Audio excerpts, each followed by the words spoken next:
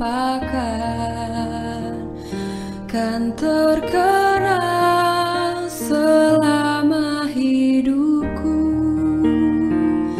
Biarpun saya pergi jauh, tidak akan hilang dari kalbu. Tanahku yang ku cintai.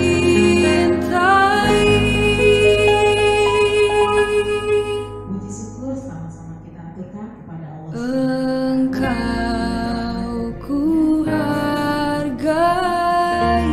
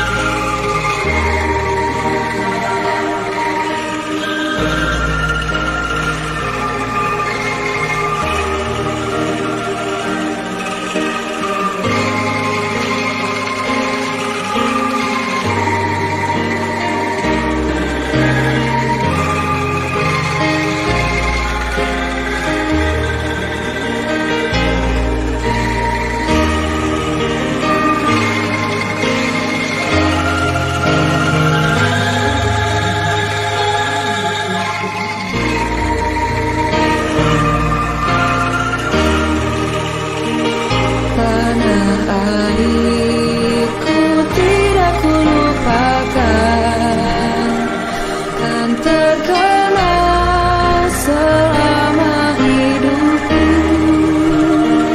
Biarpun saya pergi jauh, tidak akan hilang dari kalbu. Tanahku yang ku cintai. Dengan paradigma baru. Engkau ku hargai. Yang memerah darah, yang memutih tulang, kerinduan untuk Indonesia tempatku berpulang. Sejarah mengakar sejak saya lahir, semangat yang tak akan lekang hingga akhir. Indonesia hidup bernafas dalam geram tubuhku. Meski ke tanah seberang menghabisi waktu, tetap raga ini mengantar mimpi ibu pertiwi. Junjung nama baik, tinggi, tinggi. Walaupun banyak negeri ku jalani, yang masyhur pernah dikata orang, tetapi kampung dan rumahku, di sanalah ku rasa senang. Tanahku tak ku lupakan. Hanya sepihak saja, sehingga sepihak Engkau ku banggakan. menciptakan anak-anak yang memiliki disiplin diri, sehingga mereka bisa berperilaku dengan mengacu pada nilai-nilai kebajikan universal dan memiliki motivasi intrinsik bukan ekstrinsik. Nah, yang keempat yang ketiga yaitu disiplin positif merupakan salah satu cara untuk penerapan disiplin yang bertujuan untuk menumbuhkan kesadaran serta memberdayakan anak untuk melakukan sesuatu tanpa ancaman ataupun hukuman. Nah, ini yang sering kita lakukan, ancaman, hukuman ini yang sangat-sangat sering kita lakukan terhadap peserta didik kita. Nah, di sini kita mulai merubah diri kita lagi untuk tidak melakukan hal tersebut. Selanjutnya yaitu kebutuhan dasar manusia. Nah, di sini ada beberapa kebutuhan dasar manusia. Yang pertama yaitu bertahan hidup. Nah, manusia itu bertahan hidup untuk mencapai suatu tujuan yang semaksimal mungkin. Kemudian yang kedua yaitu kasih sayang dan rasa diterima. Nah, setiap kita pasti membutuhkan kasih sayang, dan kita bisa dan rasa diterima oleh komunitas kita sendiri, baik itu di lingkungan kita sendiri maupun di lingkungan luar. Kemudian yang ketiga yaitu penguasaan. Yang keempat yaitu kebebasan, yang kelima yaitu kesenangan.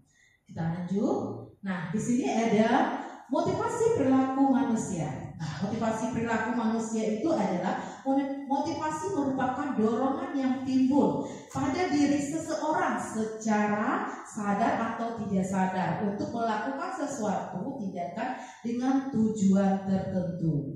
Nah, di sini ada beberapa poin yaitu menghindari ketidaknyamanan dan hukuman.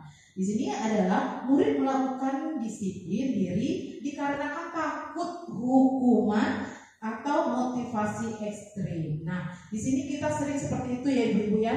Kita murid itu patuh sama kita semua karena mengapa? Karena dia merasa takut. Karena dia merasa takut dengan apa yang akan hukuman yang akan kita berikan. Nah, itu adalah motivasi ekstrim. Itu tidak boleh kita pakai lagi. Yang kedua yaitu mendapatkan imbalan atau penghargaan dari orang lain. Nah, ini juga tidak bagus. Karena murid melakukan disiplin diri karena ingin mendapatkan imbalan. Nah, itu juga yang sering kita lakukan. Karena kalau anak-anak yang bisa dia melakukan ini atau dia bisa melakukan atau dia datang tepat waktu, nanti ibu akan kasih hadiah. Nah, itu tidak baik sekali untuk peserta didik kita. Nah, yang selanjutnya itu menghargai nilai-nilai kebajikan diri sendiri. Nah, ini yang lebih tepat akan kita pakai yaitu murid melakukan disiplin diri, sadar akan nilai-nilai kebajikan dirinya, dan ini merupakan motivasi intrinsik. Nah, ini yang bagus kita lakukan untuk peserta didik kita. Jadi kita tidak lagi akan memberikan hukuman atau imbalan, sebaiknya kesadaran dari peserta didik itu sendiri. Kita lanjut. Di sini ada konsep disiplin dengan identitas gagal. Nah, di sini ada konsep disiplin dengan identitas gagal yaitu yang pertama yaitu hukuman. Di mana poinnya itu hukuman ini merupakan suatu hal yang menyakitkan, ketidaknyamanan, kemudian murid takut, memaksa, murid menyembunyikan kesalahan, dan murid menjadi rendah diri. Nah, kemudian penghargaan. Nah, di sini penghargaan efeknya yaitu tidak ada efektifnya. Yang kedua yaitu merusak hubungan sifat iri. Nah, yaitu merusak diri kita.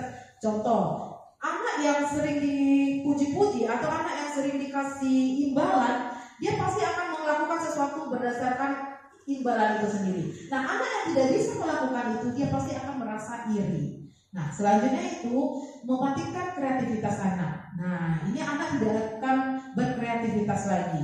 Yang selanjutnya menghukum dengan sistem ranking. Nah, untungnya di sekolah kita atau di taman anak-anak kita tidak memakai ranking. Jadi alhamdulillah aman.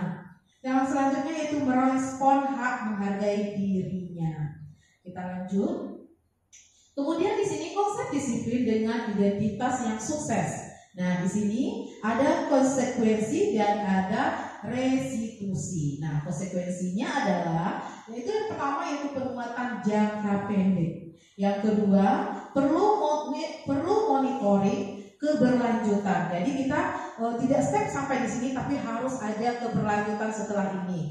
Kemudian stimulasi respon. Selanjutnya murid menghormati peraturan. Yang selanjutnya kehilangan waktu untuk merenungi kesalahan. Nah, kalau restitusinya, nah ini yang kami pelajari yaitu murid bertanggung jawab untuk perilakunya. Nah, jadi kalau kita memberikan suatu respon kepada murid, murid akan menjadi bertanggung jawab dengan apa yang akan dia lakukan. Kemudian fokus pada pemecahan masalah jangka panjang. Selanjutnya, murid menghargai dirinya dan orang lain. Lanjut, teori kontrolnya, dirinya memegang kontrol. Murid bersemangat untuk memperbaiki kesalahannya. Kita lanjut.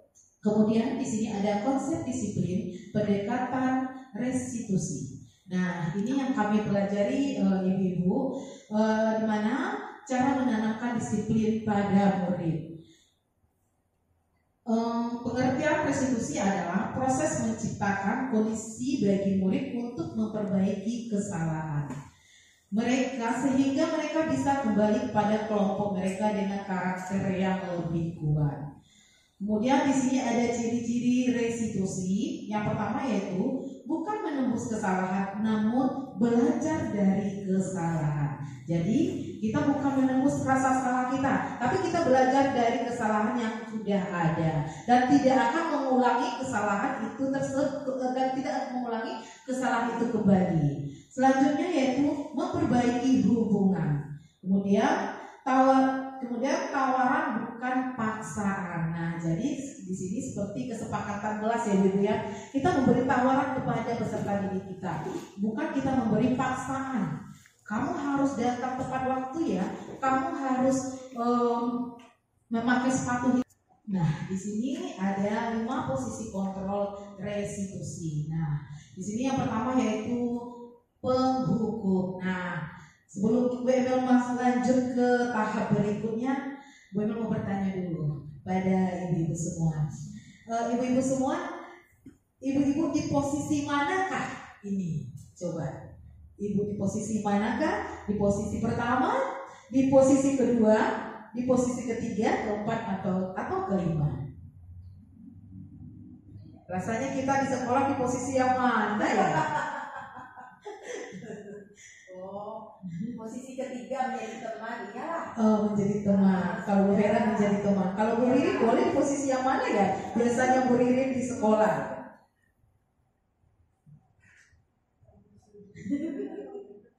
Di posisi yang mana ya? Kadang-kadang di posisi Sisi pertama. Ya, Kadang-kadang kita berada di posisi pertama. Terkadang kita di posisi ketiga. Benar sekali. Itu benar sekali. Nah, gue itu juga. Di awal sebelum gue ikut CGP, gue memang di posisi pertama dan ketiga. Juga sekali-sekali posisinya kedua. Nah, kenapa? Kita bahas satu persatu. Yang di posisi pertama yaitu penghukum. Nah, penghukum adalah patuhi aturan. Nah, di sini penghukum patuhi aturan sekolah, berdiri di depan kelas. Nah, biasanya kita kan seperti itu. Kalau ada anak yang salah, biasanya kan kita langsung hukum. Contoh, anak yang berkelahi dengan temannya. Kamu kenapa berkelahi? Pasti seperti itu. Tanpa kita mendengarkan dulu penjelasan dari anak tersebut. Nah, kita selalu memberi tanpa kita mendengar apa ya, kenapa. Nah, itu sering yang kita lakukan di posisi penghukum. Kemudian di posisi kedua itu membuat rasa bersalah, yaitu berapa kali ibu guru harus memberitahu kamu. Nah, kita di TK juga sering. Kalau seandainya anak itu salah atau dia melakukan kesalahan, paling kita sering, aduh, nanti masuk api neraka ya. Nah, kita aja belum pernah masuk api neraka. Kita udah gambarkan seperti nanti kamu masuk api neraka loh. Nah, itu memberikan rasa bersalah pada anak. Nah, kemudian yaitu sebagai teman. Nah, sebagai teman sebenarnya ini bagus juga. Tapi lebih baiknya seperti, ayolah yang tertib, buat ibu guru bangga. Berarti kita memberikan suatu statement kepada anak supaya merasa kita dihargai atau kita bangga. Jadi anak itu patuh, taat dengan aturan hanya karena merasa kebanggaan untuk ibu gurunya, bukan dari kesadaran mereka sendiri. Nah, kemudian yang posisi keempat yaitu pemantau. Nah, di mana kamu sudah melanggar apa peraturan dan konsekuensinya. Nah, di sini kita sudah ada aturan di sekolah, sudah ada konsekuensinya seperti kalau anak di TK biasanya kalau tidak membereskan mainan nanti pulangnya lama. Nah, itu konsekuensinya. Aturannya kalau kamu tidak membereskan mainan, konsekuensinya kamu akan pulang lama. Nah, itu seharusnya tidak kita pakai lagi.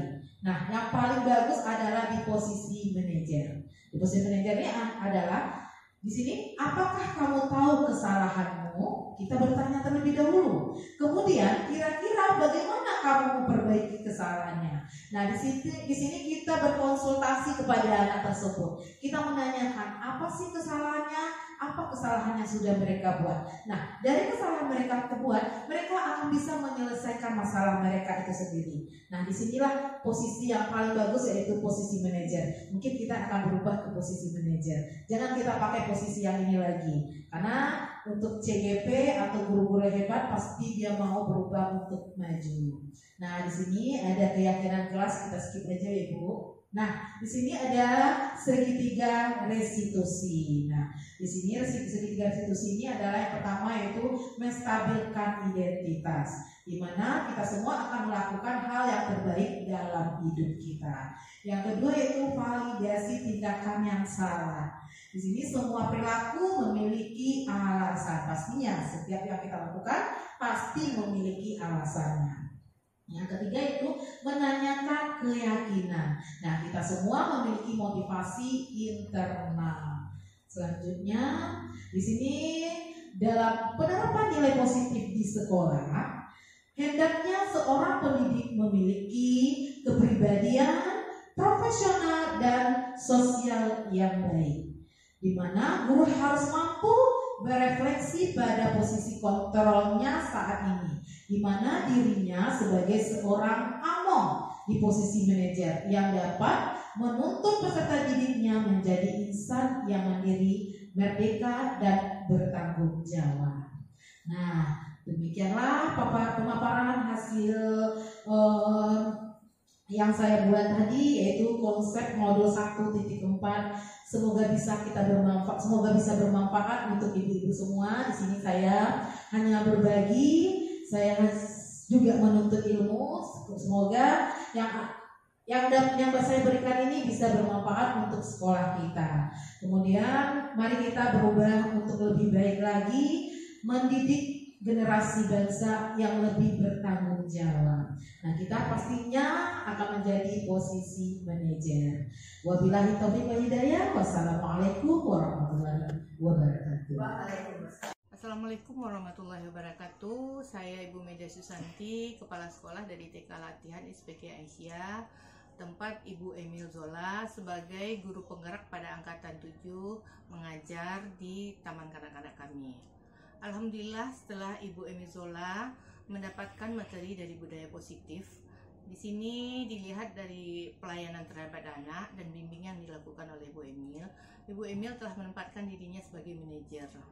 Itu terlihat pada saat kegiatan di mana ada salah seorang anak yang mendorong temannya sehingga membuat temannya merasa sakit dan terjadilah permasalahan. Namun dalam hal ini, Bu Emil tidak langsung memberikan hukuman atau menyalahkan salah satunya, tapi lebih menanyakan mengapa hal itu terjadi, ada apa, dan apa akibatnya yang didapatkan dari temannya yang didorong. Dari situlah saya melihat bahwa Bu Emil bersikap seperti manajer, memberikan solusi, arahan, dan mencarikan jalan keluar, sehingga si anak tersebut mau meminta maaf secara langsung kepada temannya, dan temannya sendiri pun memaafkan kesalahan yang telah dilakukan.